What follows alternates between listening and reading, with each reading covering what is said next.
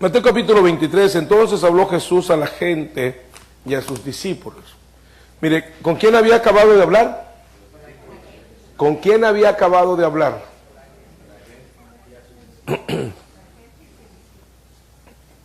Capítulo 22, verso 23. ¿Lo tiene? Aquel día vinieron a él los que dicen que no hay resurrección y le preguntaron.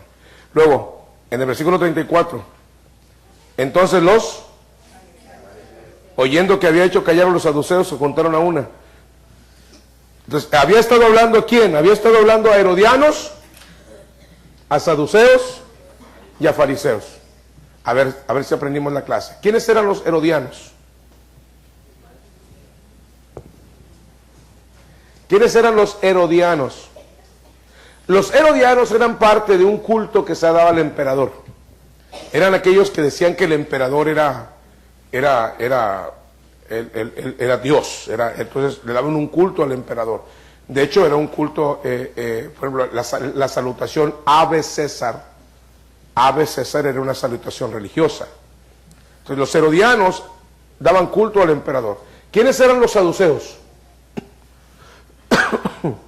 ¿Quiénes eran los saduceos?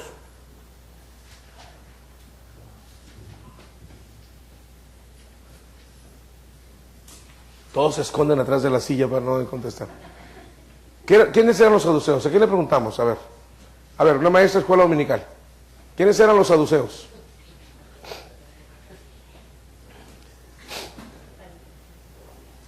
Están googleando. Espérense.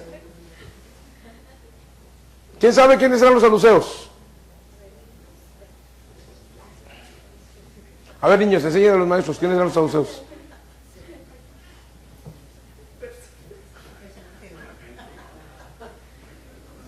Los saduceos eran judíos que no creían en la resurrección. Capítulo 22, verso 23, lo acabamos de leer.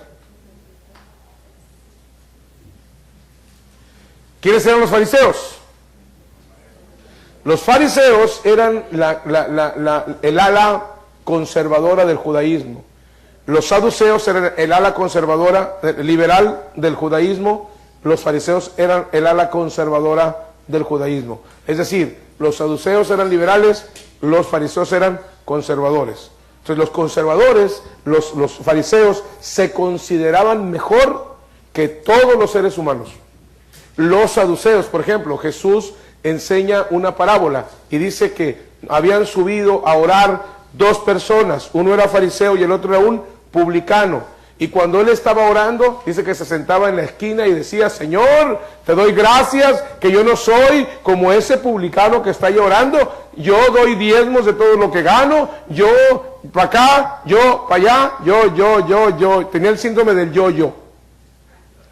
Yo para acá, yo para allá, yo. Ese era él era. Miren, los fariseos eran identificados fácilmente cuando andaban en la calle.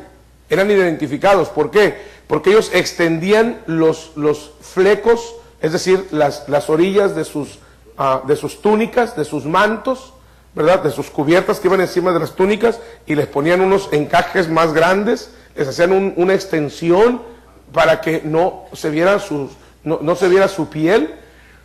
Ellos no solamente hacían eso, sino que se ataban unas cajitas aquí en la frente que se llamaban filacterias, donde ponían porciones de parte de rollos de la Torá o de la ley.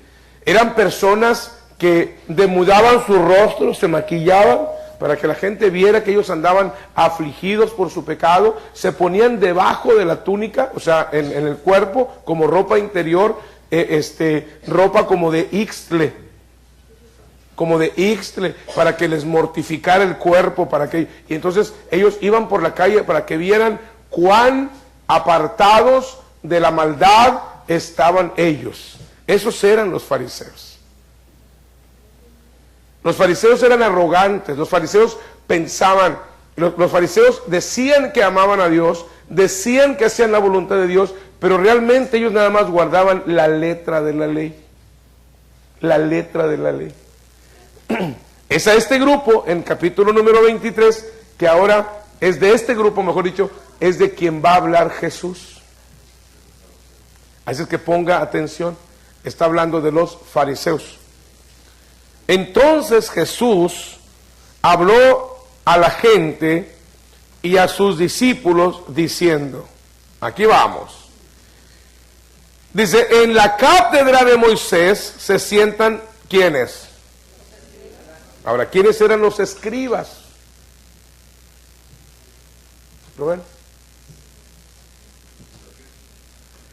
Eran los copistas de la ley. Los copistas de la ley.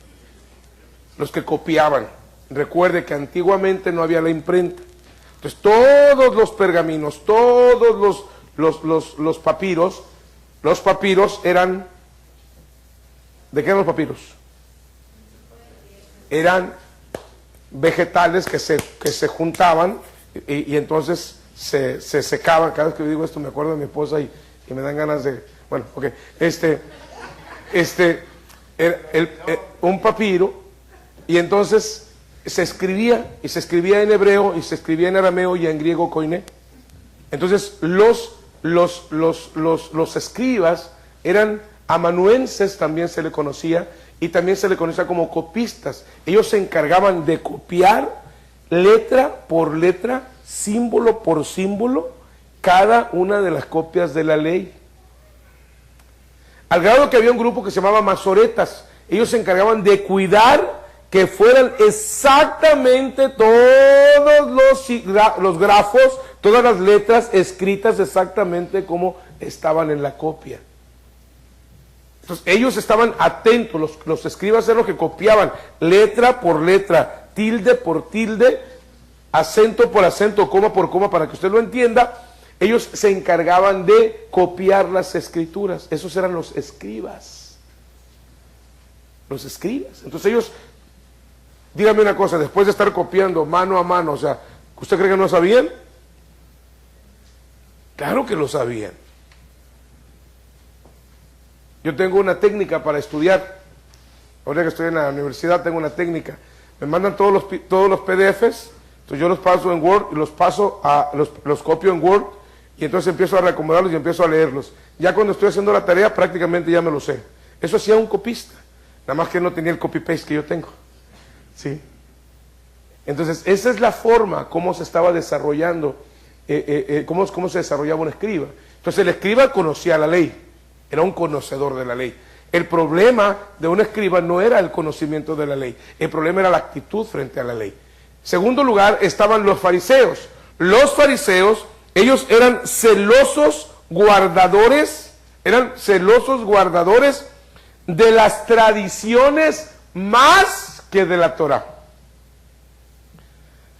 Hasta el día de hoy, los fariseos tienen la Tanakh, que es la Torah, pero también tienen la Mishnah, que es la tradición.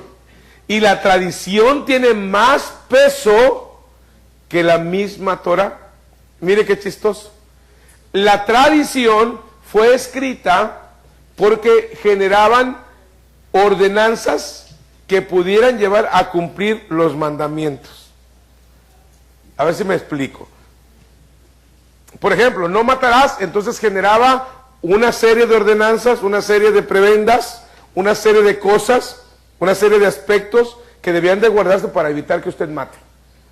Por ejemplo, no codiciarás. Entonces ellos desarrollaban una serie de ordenanzas para evitar la codicia. ¿Sí?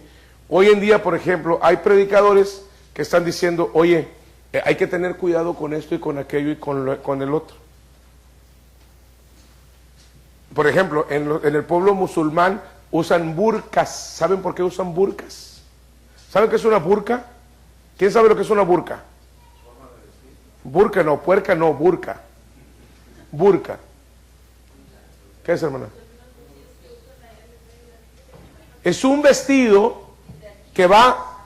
vamos a comprarle una de esas aquí. Eso estamos pensando ponerse aquí en la iglesia.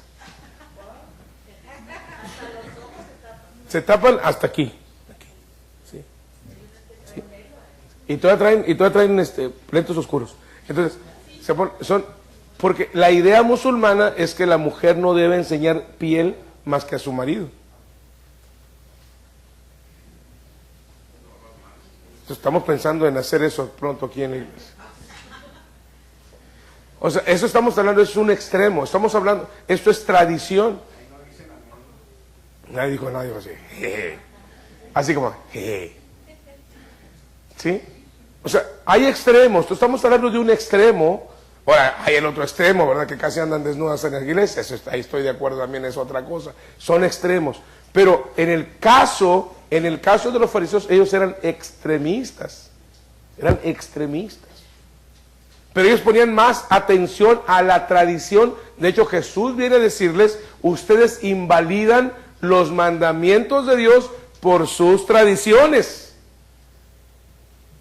Por ejemplo, una forma muy tradicional de ellos para evitar violar el sábado es que ellos podían viajar 700 estadios, aproximadamente una milla, podían irse casi una milla, y entonces ellos llegaban, ya lo dije eso una vez, entonces yo tengo mis lentes, el para limpiar los lentes, y tengo una pila que también es mía. Entonces yo me voy, a una milla pongo la pila, a otra milla pongo el limpiador de lentes, a otra milla pongo un lente, a otra milla pongo otro lente, a otra milla pongo el separador, y yo ya tengo propiedades donde están ubicados mis posesiones.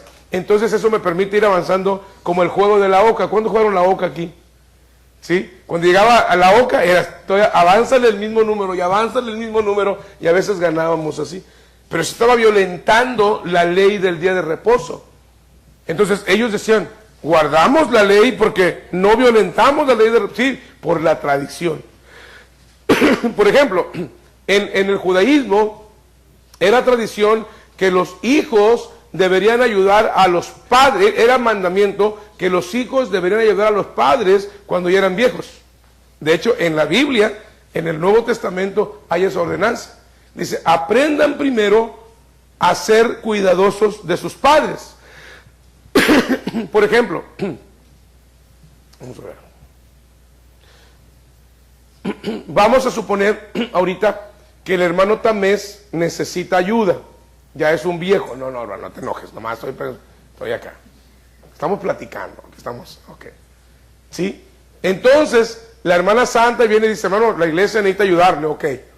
Con primero que voy a hablar es con Juan, con Yasmín, con Lluvia, con Emanuel no, porque es menor de edad. Yo hablaría entonces a ver, ¿cómo es que ustedes están ayudando a su papá? Porque son los primeros que tienen ustedes que responsabilizarse y ya nosotros podemos coadyuvar. Pero ese es el principio. Dice, y esto era en el caso de las viudas, dice, vamos a suponer que quedara viuda la hermana, entonces, Dios guarde la hora, no estamos hablando de eso, ¿vale? ¿Qué es lo que tenemos que hacer? Entonces, dice, aprendan primeramente a sus hijos a hacerse responsables de ellos. Eso era la ley. Pero los judíos decían, no, si yo eso lo doy de ofrenda al altar, entonces yo ya no tengo que ayudar a mi papá. Y Jesús lo enseña más adelante. Ustedes dicen, es mi ofrenda a Dios lo que te iba a dar a ti, papá, ni modo te amolaste. Y esto me hace recordar un chiste, ¿verdad? Dice que una vez Pepito iba a la iglesia y entonces su papá le da 2 pesos. ¿Cuántos conocen los pesos aquí? No, pues, ok, va 2 pesos. Entonces le dijo, mira, mijito, este peso es para la ofrenda en la iglesia y este peso es para que tú te lo gastes. Ok, entonces va Pepito jugando con la moneda. Va jugando con la moneda, cae la moneda, se va por una rendija y se perdió. Dice, Señor, se me cayó tu peso. Esto es lo que hacían los judíos. Lo que le di a mi papá, lo que iba a darle a mi papá, se lo di al Señor, entonces ya no hay más. ¿Ya entendimos? Tronaban o violaban la ley con sus tradiciones. Bueno, estos son los que se sientan en la cátedra de Moisés, son los escribas y los fariseos. Ahora vamos a entender. Ahora miren lo que Jesús va a decir. Va a dar algunas instrucciones que son interesantes. ¿Qué debemos de hacer cuando nosotros tenemos enfrente tradiciones que no tienen que ver con la Biblia? Porque hay muchas cosas que no tienen que ver con la Biblia en la iglesia. Muchas cosas. Muchas cosas.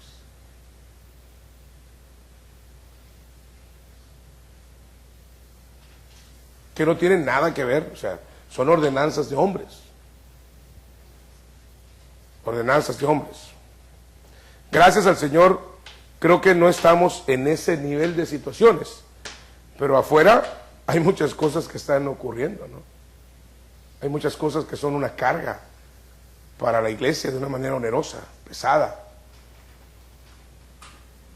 Dice la Biblia, hablando de los fariseos, así que todo lo que os digan, subrayen esa frase, así todo lo que os digan que guarden, guárdenlo. Mas no hagan conforme a sus obras, porque dicen y no hacen. Subraya esa frase, dicen y no hacen. La primera característica de un fariseo es que esa persona juzga a los demás, pero él hace lo mismo. ¿Oyeron? Juzga.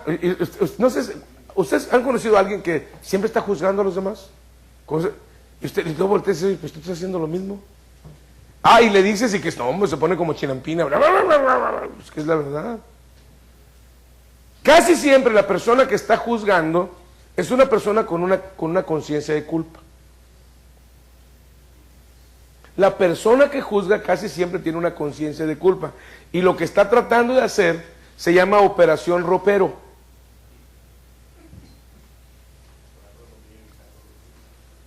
Mire, voy a enseñar operación ropero. Párate aquí, Ernesto. Párate aquí. Párate aquí para que no estés hablando. Entonces, pero párate aquí, volteado para allá. Hazte para allá. Entonces, operación ropero es esto. ¿Me miro? ¿Me miro o no me miro? No, no me miro. Pues tú sí me miras. Sobe, pues estás enfrente. Ah, ok. A ver, hermano, ¿también parece enfrente? Enfrente de él. Acá enfrente, viendo para allá. Ok. ¿Nos miramos? No, ¿verdad?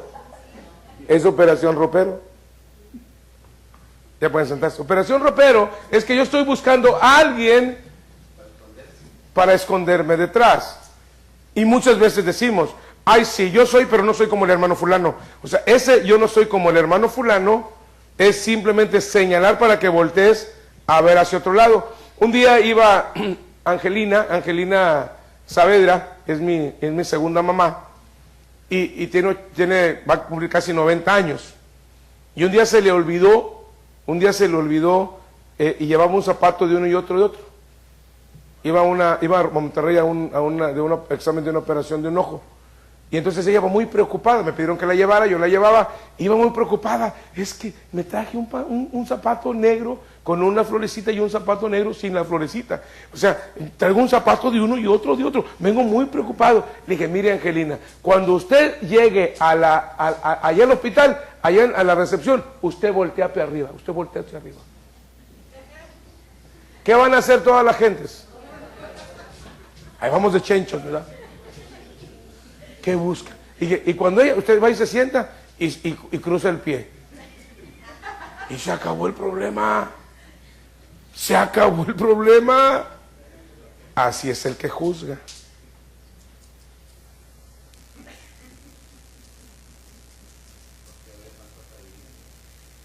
Por eso Jesús dijo, miren, los que se sientan en la cátedra son los escribas y son los fariseos. Ellos juzgan, ellos dicen, pero no hacen.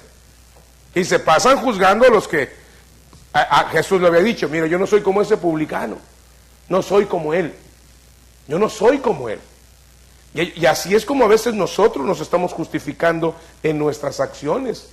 Ay, sí, yo hago esto, pero no, ni nada que ver con lo que hace el hermano Vale, o lo que hace el hermano Juan, o lo que hace el hermano Hilario, que se la pasa wiri, sí, como no. Entonces,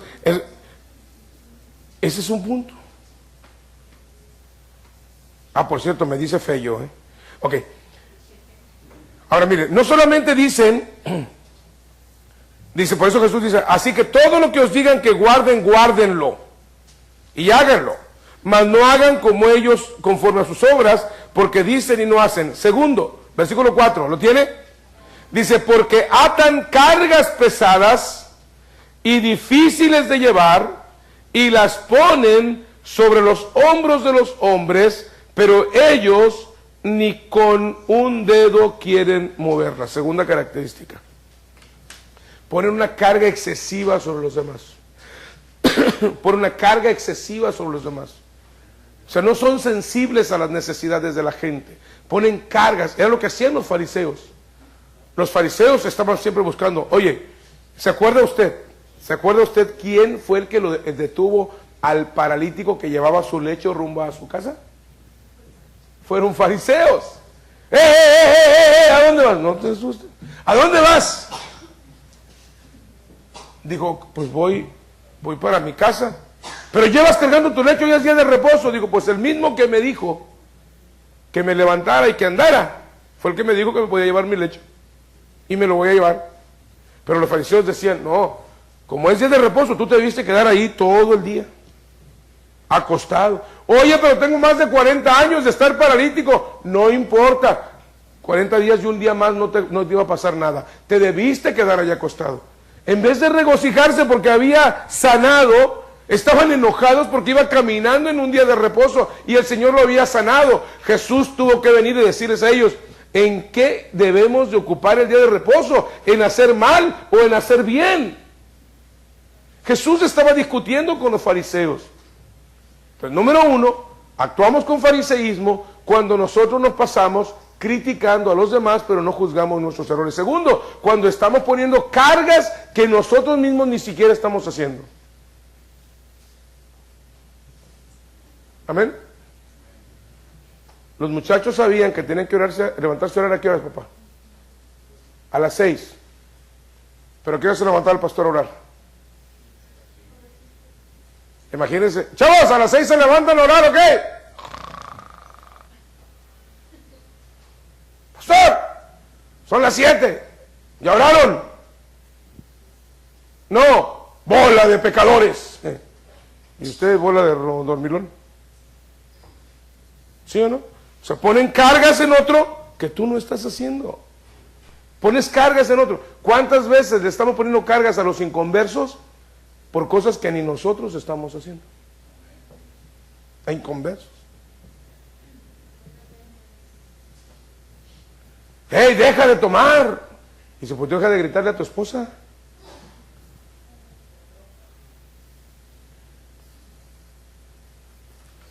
Tercera característica.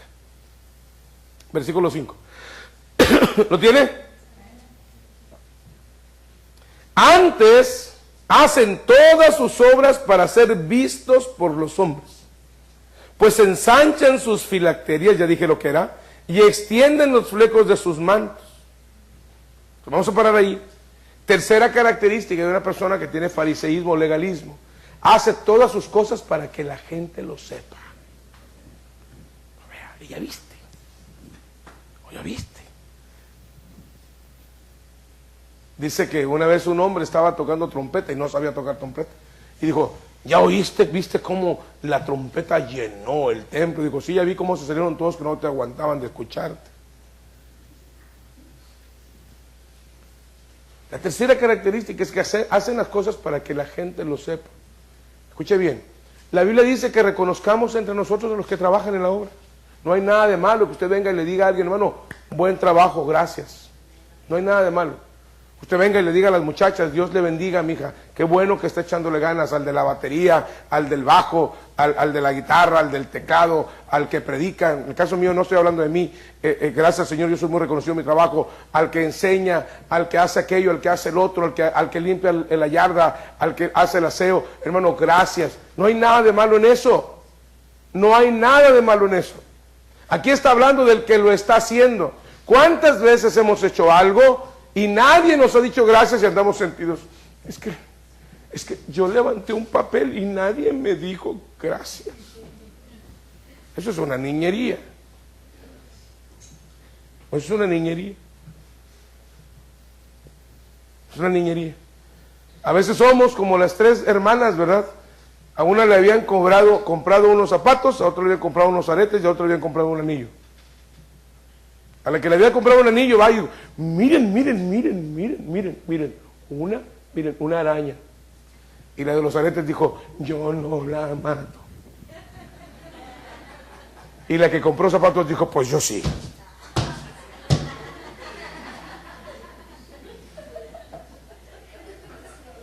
Dice, hacen sus cosas para ser vistas de los hombres. Para ser vistas de los hombres. Pablo dijo, si tratara de agradar a los hombres, no sería siervo de Cristo. ¿Qué debemos hacer? Fíjese bien, ¿cuál debe ser nuestra actitud cuando servimos? Alguien viene y nos dice, pastor, alguien viene y me dice, mi pastor, gracias por lo que Dios ha hecho en su vida. En los últimos días, ya me preocupo porque en los últimos días he recibido muchas menciones de gratitud por el trabajo que he hecho en algunas consejerías. Y ya me asusta. A mí cuando, decía mi papá, cuando un caballo lo está analizando es porque le van a poner la silla.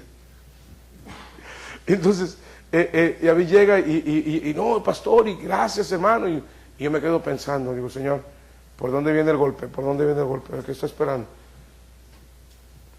¿Por qué? ¿Qué es lo que debemos hacer cuando alguien viene y te reconoce tu trabajo? Fíjese bien lo que le voy a decir. Usted viene y me dice, mi pastor, gracias por el mensaje, fue tremendo. Algunos han escuchado, hermana, gracias, gloria a Dios, hermana. Qué bueno que le gustó. Le agradezco sus palabras. Ore por mí, por favor. Gracias. ¿Qué es lo que tú tienes que hacer? Cuando alguien, porque a veces decimos, no, pastor, no, yo no hice nada. Se hace lo que se puede. No sea modesto. Porque a veces nos tiramos para que nos levanten, ¿verdad? No, cuando alguien venga y le diga, qué buen trabajo, dígale usted, hermano, gracias, gloria a Dios. Siga orando por mí, por favor. Vamos a esforzarnos en hacerlo mejor. Gloria a Dios. Pero una vez que terminó, usted reciba eso. ¿Por qué? Porque va a haber 20 que lo van a criticar. Y a la crítica sí la va a escuchar. Y en la crítica sí lo va a desanimar. Usted aprenda a recibir ese envión de parte de Dios, de reconocer ese trabajo, pero luego agárrelo, vaya sobre sus rodillas y ponga ese reconocimiento en manos del Señor. Señor, a ti sea toda la honra, toda la gloria. Sigue usando mi vida, Señor. Sigue usándome como maestro, sigue usándome como diácono, sigue usándome como barro para barrer y trapear la iglesia, sigue usándome para cortar el zacate, sigue usándome para hacer esto, aquello y lo otro. Señor, sigue usando mi vida. Para ti sea la honra y la gloria. Eso es lo que tenemos que hacer, porque a veces lo que hacemos es nos negamos. No, yo no hice nada, pastor, yo no hice, reconozca y agradezca al Señor por su misericordia. Pero ¿qué hacían los fariseos?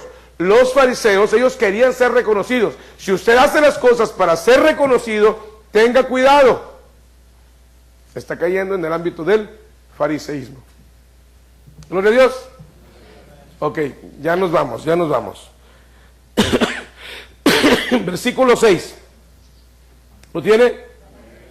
Dice, aman los primeros asientos en las cenas y las primeras sillas en las sinagogas y las salutaciones en las plazas, y que los hombres los llamen rabí, rabí. Dice, pero vosotros no queráis que os llaméis rabí, porque uno es vuestro maestro, el Cristo, y todos vosotros sois hermanos. Y no llaméis Padre vuestro a nadie en la tierra, porque uno es vuestro Padre, el que está en los cielos. Ni seáis llamados maestros, porque uno es vuestro maestro, el Cristo. El que es el mayor de ustedes sea vuestro siervo, porque el que se enaltece será humillado y el que se humilla será enaltecido. Note el contraste que está haciendo Jesús. El contraste que Jesús hace, dice, estas personas aman los primeros asientos, estas personas aman que la gente los halague, aman que la gente les diga que ellos son extraordinarios, aman que la gente los alabe, lo aman y por eso lo hacen. Dice, no lo hagan por eso.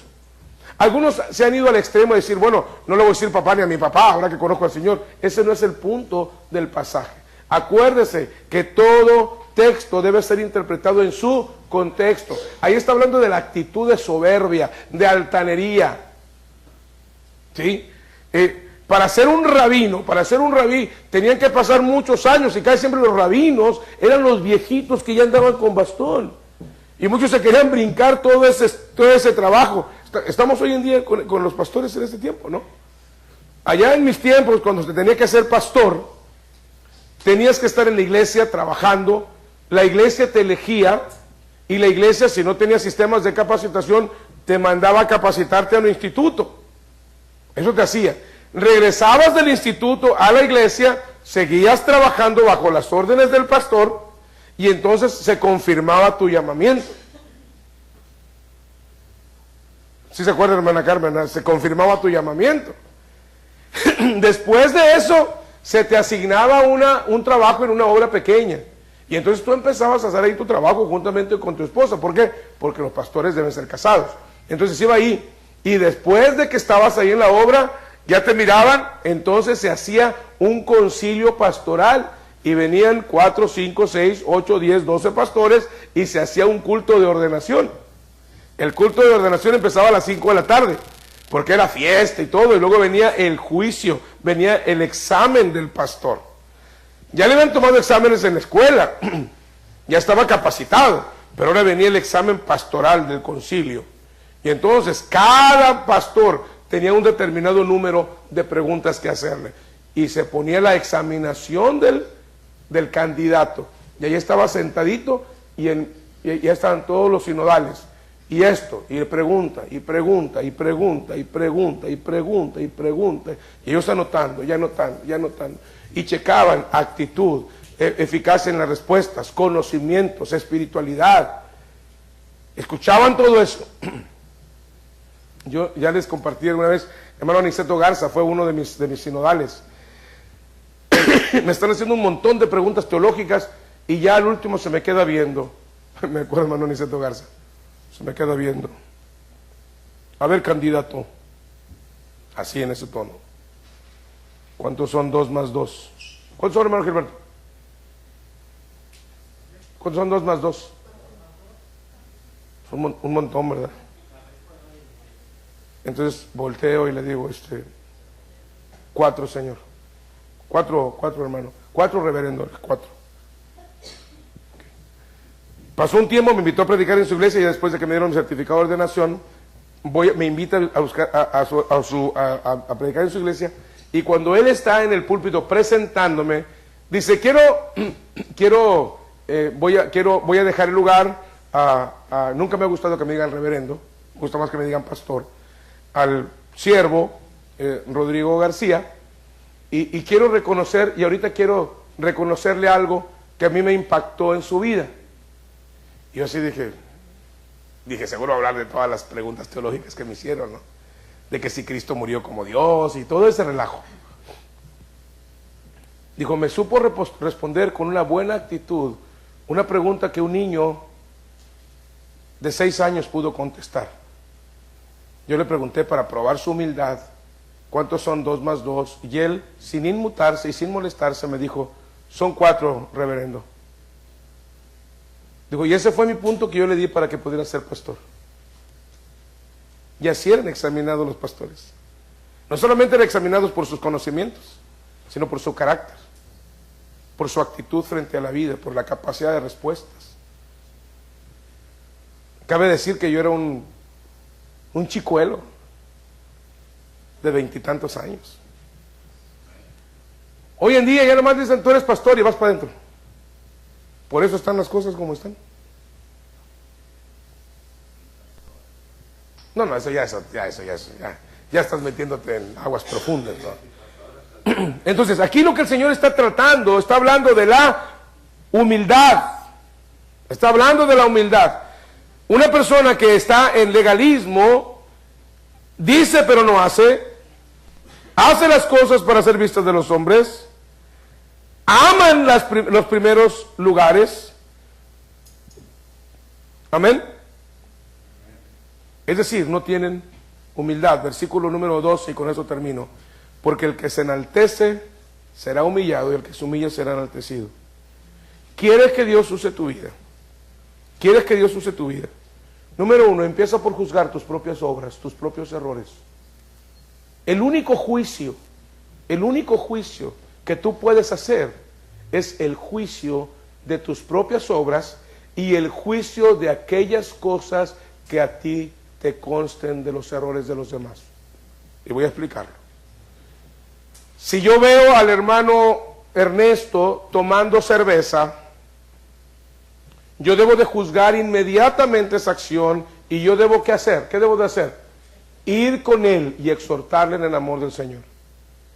Si el hermano no entiende, entonces yo voy a ir con Valentín y con Tamés. Y si el hermano, te vi tomando, arrepiéntete. Si no entiende, entonces voy donde el pastor. Pues yo soy el pastor, ¿verdad? Entonces voy donde el pastor. Por eso hay algunos casos que yo atiendo, que yo no tengo que llevar a nadie porque yo soy el pastor. Pero van con el pastor y entonces se le habla a la persona, no entiende. Y entonces ahora públicamente, hermano Ernesto, deje las Budweiser. O se va a tener que ir de aquí. Eso ya es en... ¿Sí? Esa es la forma. Ahí ese juicio se permite porque eres testigo presencial. Amén. Hubo un caso de disciplina aquí en la iglesia donde yo fui testigo presencial. Es que se brincó bastantes cosas. Yo fui testigo presencial. Entonces yo tuve que ejecutar sentencia inmediata. Amén. Entonces, pero vamos a empezar. Yo voy a juzgar mis acciones. Voy a juzgar mis acciones desde la perspectiva del Señor. Dice la Biblia en Corintios que nosotros tenemos que aprender a juzgar nuestras propias acciones para que de esa manera no seamos juzgados por parte de Dios con el mundo.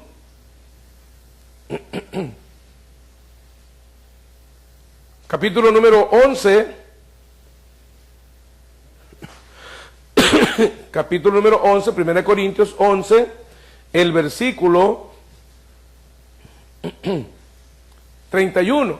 Si pues nos examinásemos a nosotros mismos, no seríamos juzgados, mas siendo juzgados somos castigados por el Señor para que no seamos condenados con el mundo. O sea, usted debe tener un cuidado de examinar su propia vida, analice sus propios errores, sus hierros, sus faltas, sus malas palabras, sus malas acciones, sus malos pensamientos. Hay cosas que yo no conozco, pero que Dios conoce. Júzguelos y apártese. Número dos, aprenda a respaldar lo que usted dice con lo que usted hace. Junte lo que dice con lo que hace. Sea íntegro. Cumpla con lo que usted dice hacer. Amén. Tercero, haga sus obras para que el Señor lo bendiga, para que el Señor lo reconozca, para que el Señor haga la obra, aunque los demás ni las gracias le den. Una de las cosas que ha medido mi vida todo el tiempo es que yo nunca hago las cosas para que la gente me lo agradezca. Así es que cuando alguien me lo agradece, eso ya es ganancia. Porque yo no lo espero. Yo no lo espero. Y número 4, aprenda a vivir en humildad. El único que merece toda la honra y toda la gloria se llama Jesucristo. Si alguien lo reconoce, acéptelo de buena gana y luego llévelo a los pies de Jesucristo. Y esto nos va a permitir a nosotros crecer sanamente como creyentes hijos de Dios. Amén. Disculpe por el tiempo, vamos a orar y vamos a ser despedidos. Hermano Rubén, dedíquese por favor. De gracias por el mensaje.